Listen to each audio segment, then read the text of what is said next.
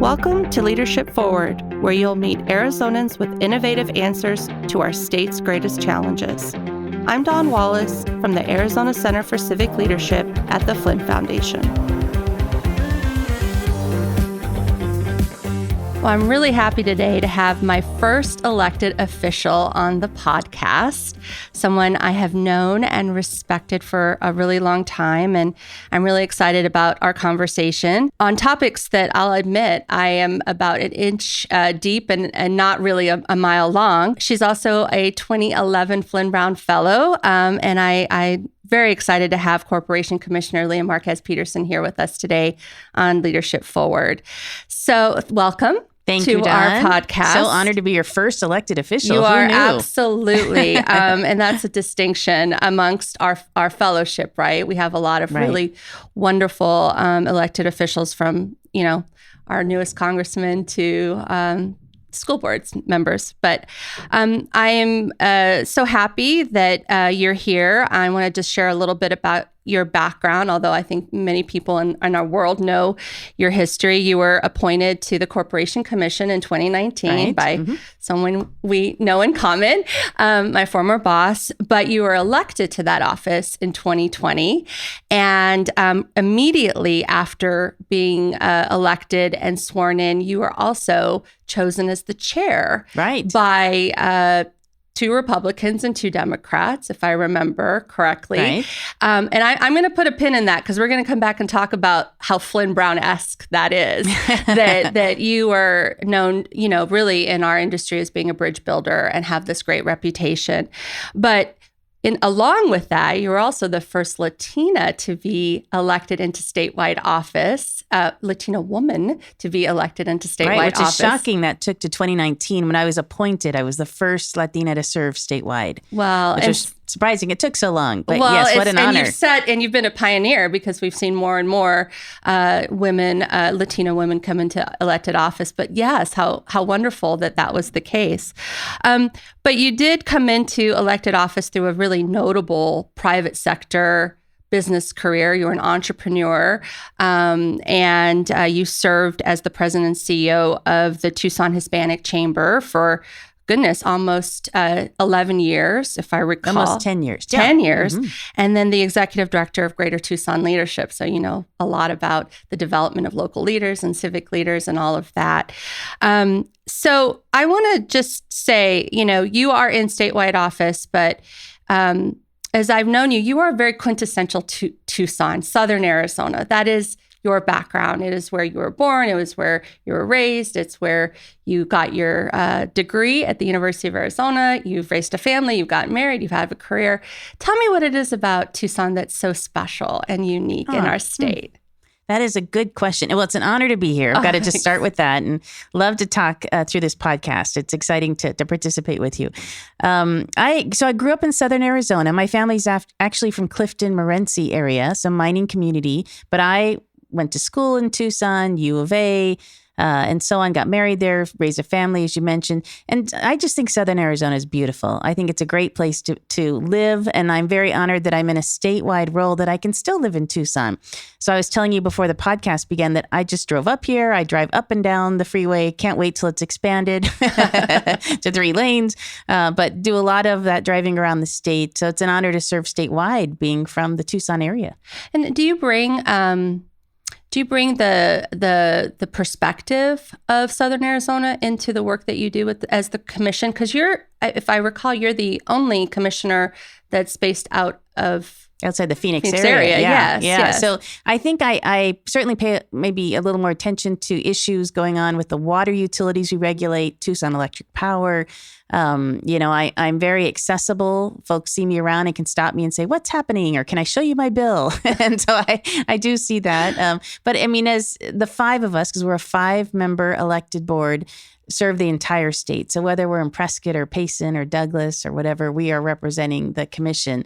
But yeah, I think I'm very involved still. I serve on a lot of boards that are in Southern Arizona. So it just makes me very accessible to folks that live and work in that area. I've always wondered about, prominent, high profile people, what it must be like to want to go to the grocery store on a Saturday morning without getting, caught by someone who knows you or wants to have a conversation. So I appreciate that. It's a funny point, though, because I ran for Congress in Tucson before I was appointed and then ran for the commission. So I look familiar, but people aren't quite sure what I do. So I get, did you win your race for city council? Or are you a newscaster? No, sir. Well, I'm on this thing you've probably not heard of, the Corporation Commission. So. Well, and we're going to get to that because I think that people who know the Corporation Commission know it probably for one division of it, right. Rather than knowing how they interact. Interact. But I want to stay sort of on that theme of Southern Arizona. So you received your undergraduate degree in marketing and entrepreneurship, right. which I think is a very unique career. It's very focused. I think it's like you almost knew exactly what you wanted to do. And I'll tell you, I did. So I come from a family of entrepreneurs. So my grandparents owned tortilla factories, turquoise business, insurance agencies in Clifton, Renzi, Safford area. My parents owned businesses. My brother and my husband and I owned businesses. I formerly owned a chain of gas stations and convenience stores, a business brokerage firm. So I knew as a young girl, I wanted to own my own business, kind of control my own destiny. And so I knew of the entrepreneurship program at the U of A. It was top ranked in the nation. So I pursued that. That is what I wanted to major in, and I double majored with marketing. So I knew when I was very young. So I did read that your sort of first foray into business, a small business owner, was gas stations, convenience stores. Like, how does that find you? Like, because it's a respectable. It's absolutely something we all use as consumers. But so how do you do that? How do you do that? Yeah. So I will say, when I graduated from the University of Arizona, my husband and we got married right out of college and moved to Los Angeles. My first job was with Shell Oil, and I was a franchise representative. So I worked with their corporate stores. I was there during the transition in the industry from auto repair to convenience stores. So I was with them 7 years or so, eventually did West Coast promotions and advertising, but very involved in the industry. I went on to get my MBA at Pepperdine while I was there with Shell. And then we decided to come home to have kids and move back to Tucson. Tucson was a tough market for employment, not many oil executive positions, right, in Tucson. So we looked at his industry, my husband, who's in healthcare, and looked at mine and thought, let's write a business plan, solicit venture capital, which means ask friends and family for money, right? Get an SBA loan and build a gas station. So we chose an acre of land near downtown Tucson, bladed it or built from scratch after we designed a convenience store, car wash, with the pad or the, where the pumps are and so on, with a drive-through, and built the first location in our move to build our careers and establish ourselves in the Tucson area. And so we've leveraged one to build the next. And then we thought, why are we building these? This is crazy. Let's buy them. So started buying out men generally that were older who wanted to get out of the business till we had 6 locations. But I was an anomaly. I was 28. Latina. I had my first child while I was building that first gas station and building our convenience store little empire there in Tucson. So really enjoyed the industry. You had 6 locations. 6 locations. And that's sort of what got you interested in being engaged in the community. If I read something that, you were trying to create a drive-through. Very good, yes. And then you were hit with all the bureaucracy of zoning and easements and things of that nature. And so tell me how solving a business problem then leads you into civic life. Right. So in the development of that first station, absolutely. I was building a drive-through. I was trying to be very innovative. As a mom with a young kid at the time, I thought, how great if we had a drive-through. You could pull through, get your milk, get your whatever snacks and keep going. And it was very cutting edge. No one had done that yet, but ran into all kinds of problems and reached out through my network in Tucson. And I had left as a student, came back as an adult. So really had to build that network and realize how important that was. But I reached out to a friend that was on the city council. I said, why is this so hard? What can we do what can I do? Eventually got it worked out, but in my frustration and venting to him, he said, you should be on the Small Business Commission. like, what's that? And so that was a small business task force, I'd say, that mayor and council appointed people to. From there, I actually launched one in our county, the Pima County Small Business Commission, and then just started getting involved in different entities. Greater Tucson Leadership was an area in which I participated when I was a gas station owner. National Association of Women Business Owners, NABO. I was a president of that organization when I was a gas station owner, and then ultimately led me to the board of the Tucson Hispanic Chamber. But I realized early on, elected officials are making choices. We're voting on things that impacted my family, my business, my employees, my roads, and on and on. I better pay attention. So it really kind of lit a fire under me in terms of advocacy. Mm-hmm. So entrepreneurs fascinate me.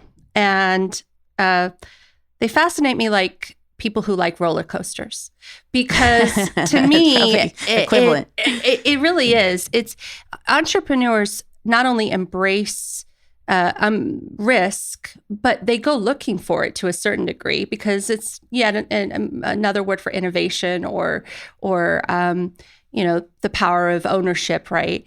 And so I'm curious, you've talked a little bit about your background in terms of your family being business owners and your own personal, but how do you develop that muscle of like, I'm willing to take risks, and I'm okay with failing. I'm okay. I mean, I'd like to succeed, but I'm okay with failing. So I certainly took risk. My husband and I both took risk in this business, financially, personally, the whole bit. But I think we took educated risk. I won't say calculated, I'll say educated, because we had business degrees from the University of Arizona. We'd gone on to get our MBAs. We'd written a business plan. So like, we're forecasting projections where we're going to hit when we need to employ folks. So we went in very strategically as we grew. We didn't account for some things, like the challenge it is to build a workforce. We had 50, 60 employees. We didn't have a lot of infrastructure. So in terms of management, so it was really, I was covering graveyard shifts, which are in the middle of the night, or all these different issues. We didn't account with the baby. She didn't come with me. She stayed home. But we didn't account for beer runs and petty theft and, crime and slow police response or different government issues bureaucracy. Like that. Right. So all these different things piled in that were different than when I was corporate with Shell Oil. And it eventually led to a point when we were robbed, and just lots of different issues occurred, and we decided to get out. So I think after 7 years, we thought, okay, this is not where I want to be when I'm 60. And we were, 32 or 30 or something like that at the time. So we got out of the business. And I then went into business brokerage because I could help other people buy and sell businesses. I could employ agents, but not have employees. And that was a key difference for me. Well, let's fast forward a little bit to now your role on the Arizona Corporation Commission. I don't know if people are familiar, outside of the industry or people who actually are clients, I suppose, of the Corporation Commission. But like I said, depending where you sit, the ACC has like a different purpose in people's lives. They're in charge of corporations, but they also have regulatory functions over utilities, which extend beyond just electricity, but include water and all of these things. So what's the connective tissue between all of those functions? Like how does the ACC kind of serve a role in terms of supporting business, but also simultaneously being a utility regulator? Yeah, so I'll explain. So we're constitutionally created. So that gives us a little different power than perhaps other task force or commissions out there in the state. We're an elected body statewide of 5 people. There are only about 7 or 8 states throughout the country where commissioners are elected. Most of the time you're appointed by a governor in other states. So that makes us a little different. But we regulate, I'm going to go through the list with you, private and investor-owned utilities. So not municipally run, but private and investor-owned in electricity, water, gas, and wastewater. We manage railroad and pipeline safety. We incorporate every business in the state. So if someone's doing business out there in the state of Arizona, they came through our website, work through our commission, and then we tackle securities fraud. So we go after bad guys that run scams on folks throughout the state and do civil prosecution. We also, I mean, that description I gave you means oversight a bit on the nuclear power plant. We have the largest nuclear power plant in the country here in Arizona, in the Phoenix area, electric vehicle policies, renewable energy, solar. We hear a lot about just limited jurisdiction on telecommunication. So a lot of different areas in which we engage, but people generally know us for doing the rate cases for APS and TEP and incorporating their business. But there's a lot more than that. Well, and I'd like to get into that because, Sure. I mean, you know, as you look at the portfolio, obviously the incorporating businesses is important. I mean, you're stimulating economy and business, but in terms of what you're known for, or the Corporation Commission is known for, is regulating utilities. And certainly some of the hot topics around energy policy right now delve with, you know, what are we thinking about in terms of the future, in terms of what energy source, you know, we think is the most reliable, affordable, perpetual.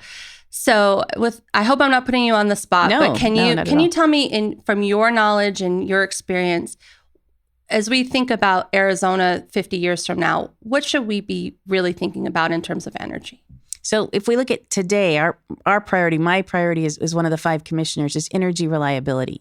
So we have seen some situations over the last several years where California has made decisions, an overabundance of renewable energy, and therefore have had to have rolling blackouts in California. Texas has had some different regulatory structures there, have had a freeze, and have had some issues of their own reliability. So from my perspective, my top priority as a commissioner is energy reliability. We have over 100 days here of over 100 degrees. We need to ensure that we have electricity and air conditioning because that's life or death in Arizona. All that happens as we focus on the affordability of our utility rates. So how do we as commissioners approve capital projects, investment, look to the future 10, 15 years out, and make sure our utilities are prepared as we have incredible population growth and commercial development happening throughout our state and primarily up here in Maricopa County? How do we prepare for that while ensuring it's a reliable source of energy?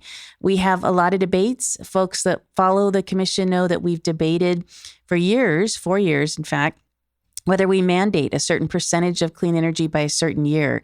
Ultimately, that has not passed. We do not have a mandate, and we're really focused on kind of free market principles.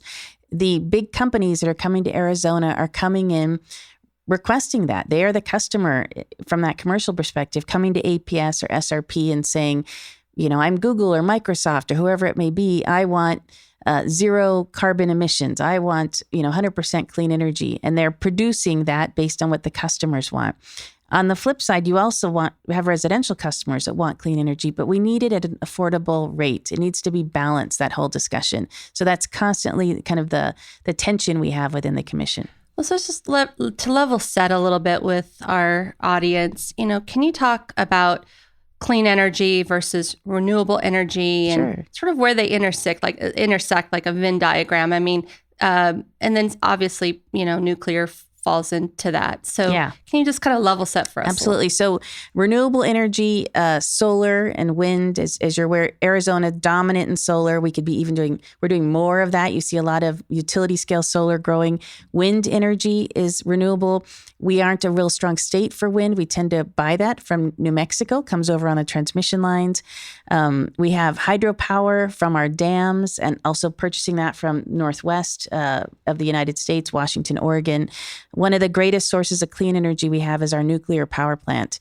Most of the time when I speak publicly, people aren't aware that we have a nuclear power plant, but I know you're surprised, but especially around the state, right? So it's the largest in the country, which may We're talking about Palo Verde, which will soon be surpassed by Georgia. They're building additional units, but it's a clean energy source. So it's one of the most consistent sources of energy for our base load, our base requirements.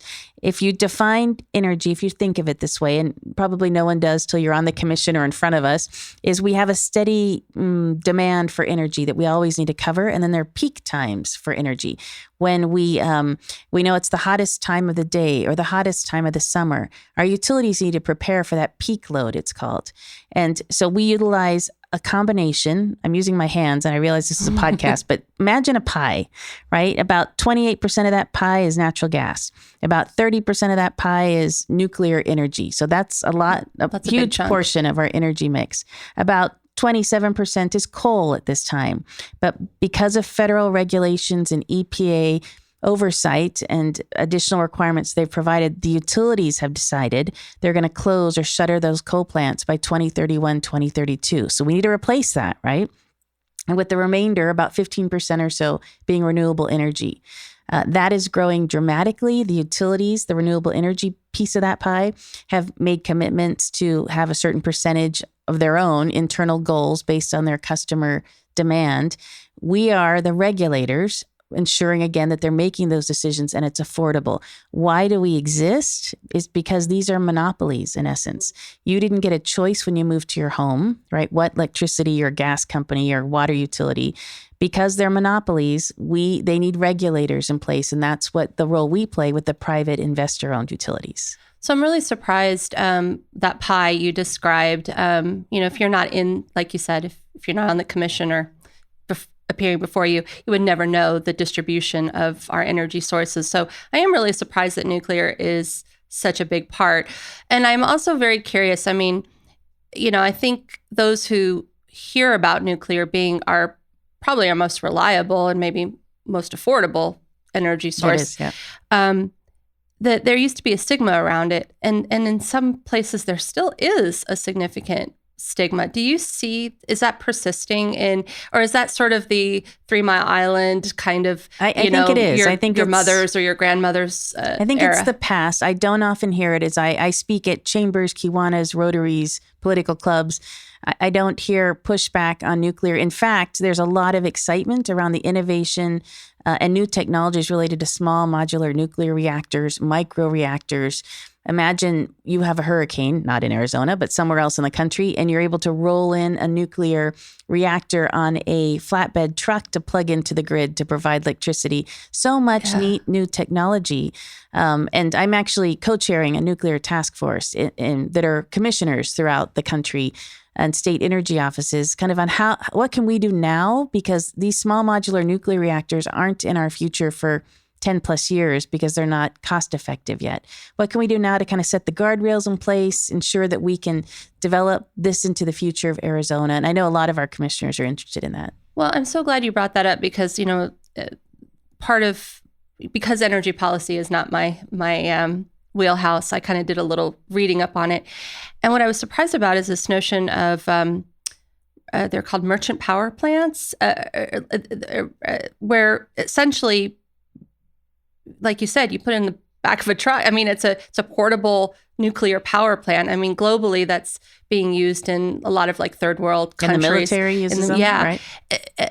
The notion that you can take this huge power plant facility and, sort of compress it and have the power to meet peak periods. So you mentioned earlier that, we have this sort of base need and then there are peak periods. Well, so wouldn't this be a alternative to then maybe building huge power plants that could have potential impact on environment or whether people really want a power plant in their backyards, that kind of a thing. Yeah. So not to get too wonky on this, well, but we like wonky here. Okay. So nuclear power plants, coal plants do not ramp quickly. So when a peak is coming, it's more likely going to be natural gas or it's going to be renewable energy. But solar doesn't work at night, right? The wind turbines don't work when the wind's not blowing. So you need something that's more consistently provided. And that's kind of the complaint I had about California earlier, is they've become so dependent on renewable energy. And if the sun is not shining or, they're not able to utilize 12 hours a day, right? They need other sources. So in Arizona, that's natural gas, nuclear, it's still coal. California made a decision to close those. They're out of coal. They closed all but one nuclear power plant and they're eliminating natural gas peaker plants, they're called. So what's the resource? So and I could talk a whole hour on that, but just know that it's a different political ideology. It's a different priority for the Arizona Corporation as compared to California. Well, but we're all on the grid, right? And so what California does or what Texas does, it impacts us. And so we can't just divorce ourselves from other states' policies. But can we talk a little bit about coal? I mean, there's obviously a lot of conversation. This isn't an energy question more than it is, when these plants close, they're in communities that's probably the only economy. So do you feel like energy companies that are either making that decision themselves or being forced to because of whatever politics or policy, do you think there's enough thinking around how do we transition people who used to work in the mines and give them another pathway into the workforce? Or is that maybe that's not even. Yeah, I don't even know if it's part of your. Well, somewhat. So I'll explain. I was appointed in 2019, and the Navajo generating station up on the Navajo Nation had been closed by SRP, had other partners in it, but SRP was the primary managing partner. And so one of my first questions, coming from Chamber of Commerce, because my background, entrepreneurship, is kind of, where's the economic development plan? Where are we going here? Are we going to, and so you've got 3 more coal plants left in the state of Arizona now.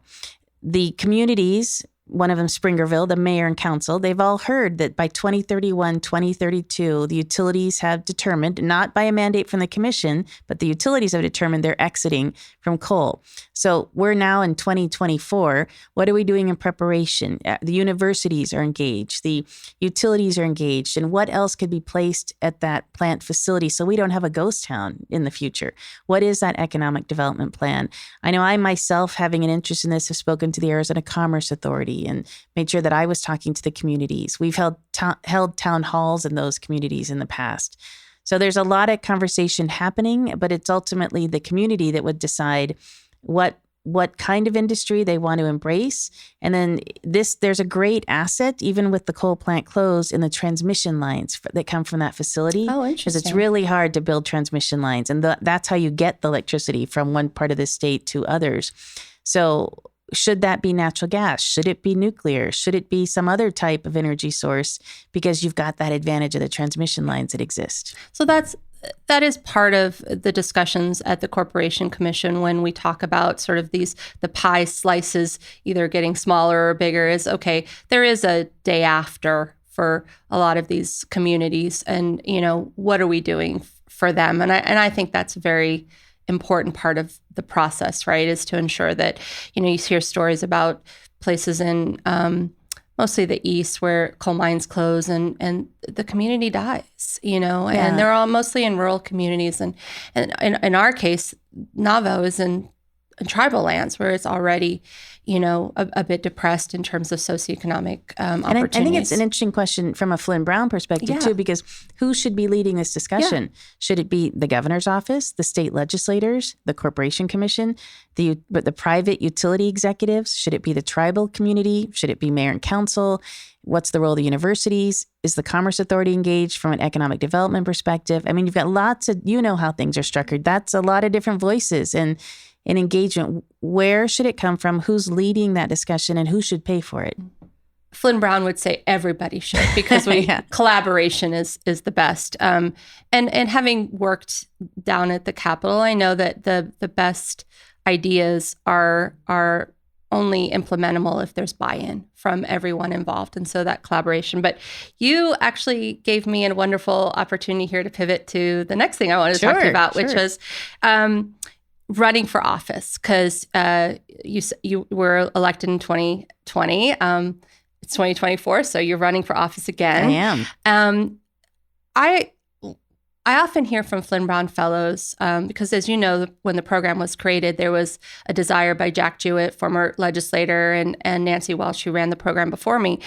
It was almost very singularly, do you want to run for the state legislature? Right. We've moved away from that because we think there's way more ways to be, impactful in public policy. But we do still hear from our fellows that they're just reticent to run for office, whether it's the rigors of a campaign, the absolute annihilation of their privacy, or the privacy of their families just because of social media. And then in some cases, the threat of violence, right? And so I I'm very curious why you're making that decision to run again. Like, what is it why is it so meaningful to you to be in service? Sure. I think if I step back to why I ran the very first time, or I guess why I got involved in the Hispanic Chamber, I'll start there, was my experience as a small business owner led me to be on the board of the Hispanic Chamber. And then when the president at that time left, the board turned to me and said, well, you've been running Greater Tucson Leadership at the time. You've been a business owner.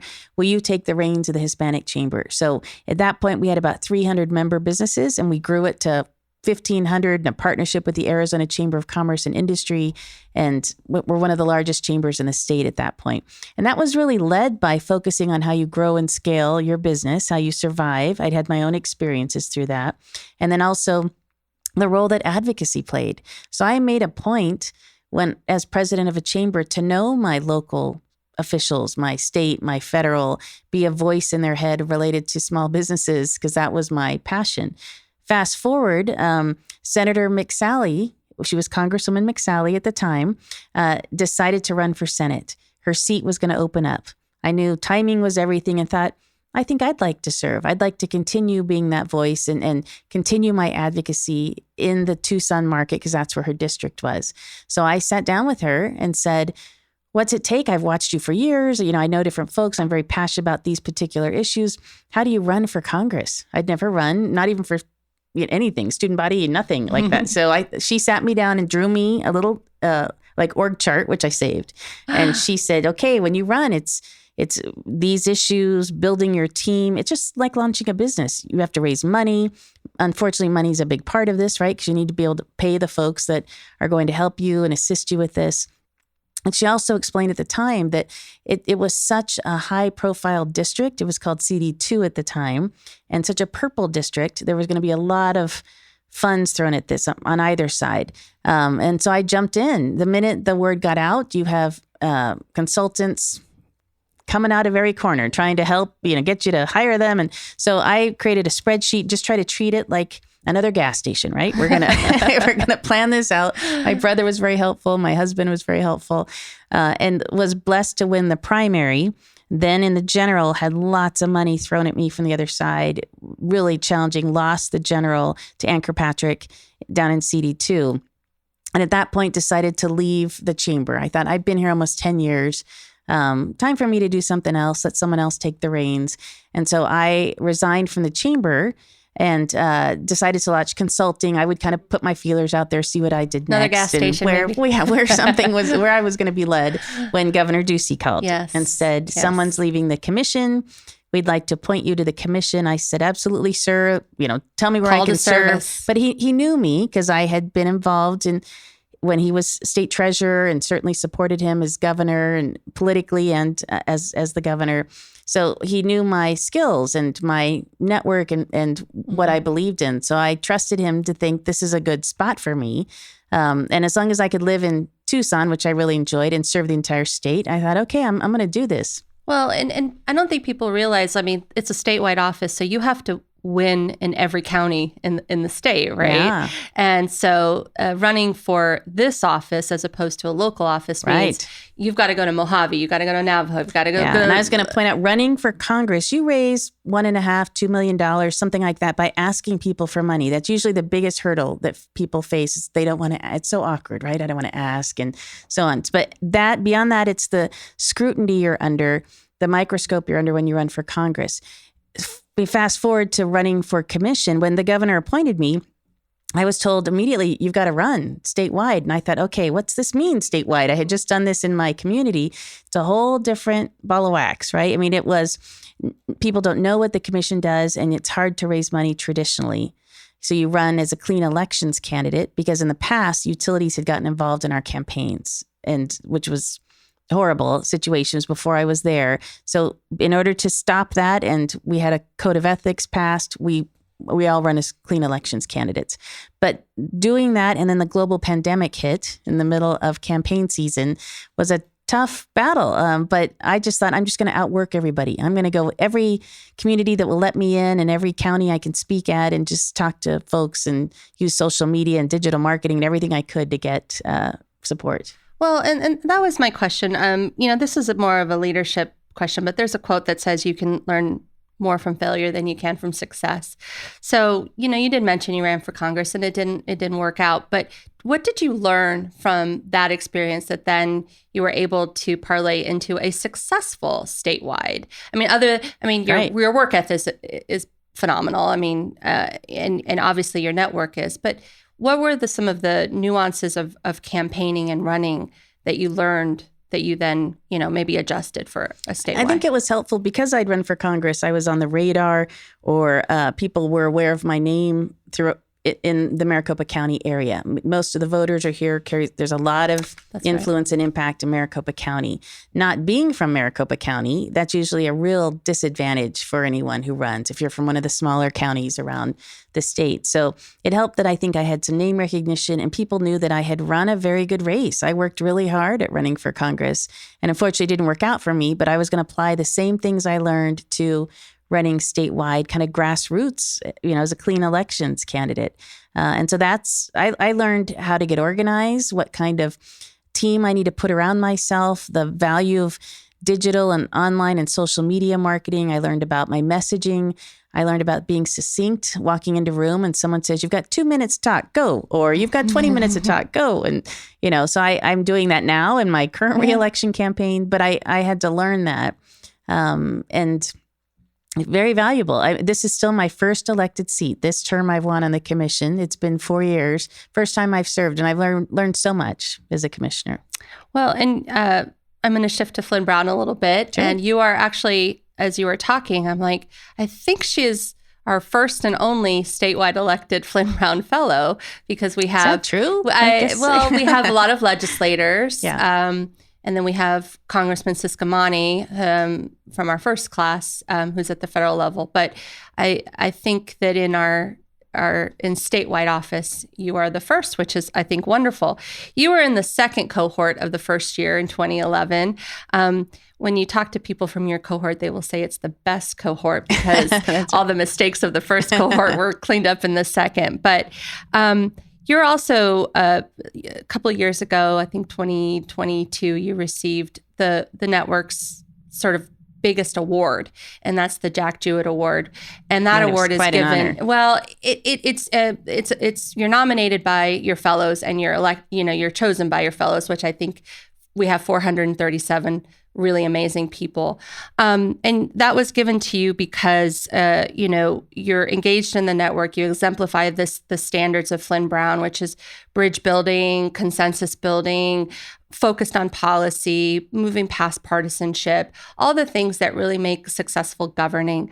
So going back to you were chosen as the chair, right after you were elected, and that was done, amongst your fellow corporation commissioners. Tell me a little bit about how you approach, what was your strategy in terms of working with people across the aisle within the commission?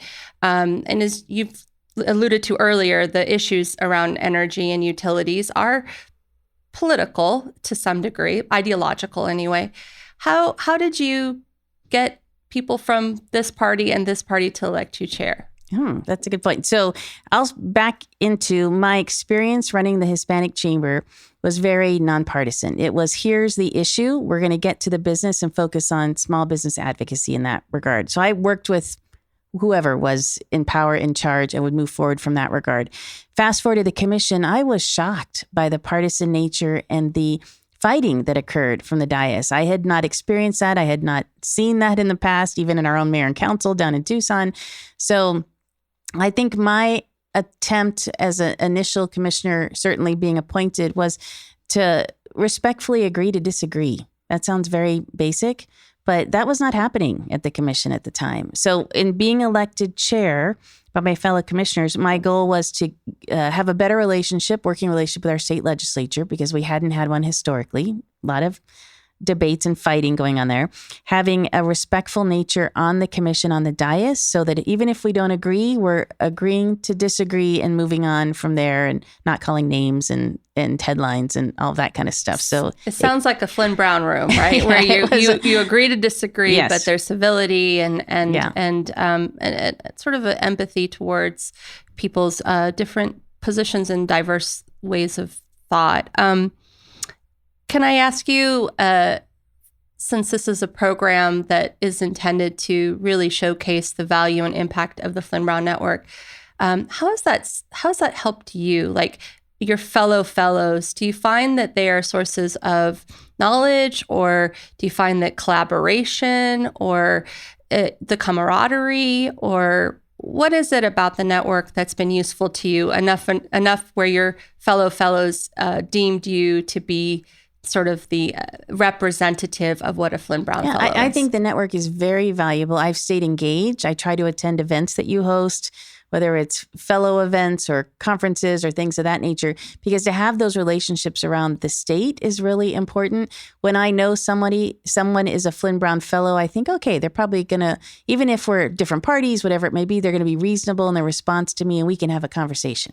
And you can't do that with everybody. So I think that, to me, just is my bias towards Flinn-Brown fellows as I meet them throughout the state. What's key, though, is knowing who they are. So I appreciate the membership book that you create that shows who's who with photos. And I appreciate all the events so you can continue that network. Because I graduated 100 years ago, right? From 2011 or whatever it was.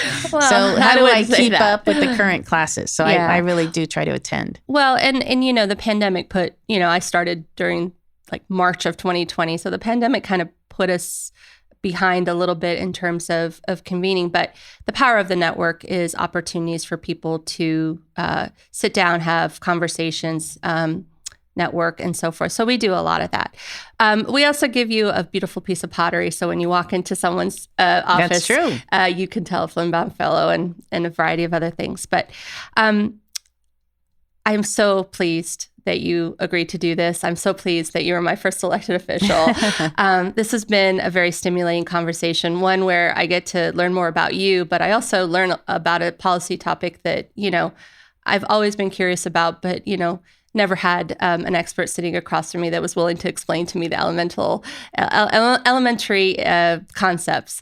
So thank you so much for being here, Commissioner, and thank you so much for being part of the Flinn-Brown Network and supporting our work and supporting the Flinn Foundation as we build a future cadre of civic leaders. Now, thank you, Dawn, for having me. An honor to be your first elected official. We need even a longer period of time to go through all the energy policy details, but glad to give you kind of just a snapshot of what it's like to be a commissioner and what led me to this role. But appreciate it. Well, thank you so much. And thank you for being on Leadership Forward for a Better Arizona.